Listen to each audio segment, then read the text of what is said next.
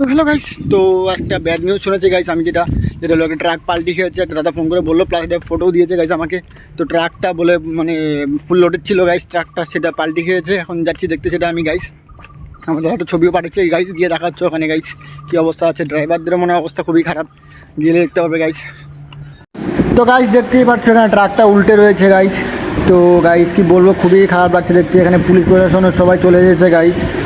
তো দেখতে পাচ্ছ কত লোক জড়ো হয়েছে এখানে। দেখতে পাচ্ছ যে এই ট্রাকটা দেখতে পাচ্ছ গাইস, কীভাবে অ্যাক্সিডেন্টও হয়েছে দুর্দর্শ গাইস। খুবই খারাপ লাগছে গাইস, সবাই দেখছে গাইস ট্রাকটা গাইস।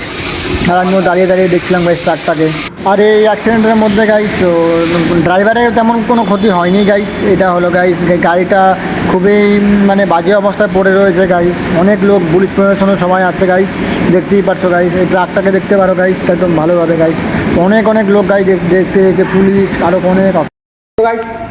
এটা আমার একটা কোশ্চেন ছিল যে ট্রাকটা কীভাবে অ্যাক্সিডেন্টে হলো গাইস। আসল কথা হলো গাইস, ট্রাকটার যে চাকা ছিল টায়ার, সেই টায়ারটা ব্লাস্ট হয়েছিল। ব্লাস্ট হওয়ার পরে গাইস অ্যাক্সিডেন্টে দুর্ঘটনা ঘটে গাইস। সবারই মনে একটা কোশ্চেন থাকে কীভাবে হলো অ্যাক্সিডেন্টটা গাইস। তো আমি ক্লিয়ারভাবে বলে দিলাম গাইস, এটা একটা গাইস ওই টায়ার যে থাকে, টায়ারটা ব্লাস্ট হওয়ার পরেই গাইস অ্যাক্সিডেন্টটা ঘটে।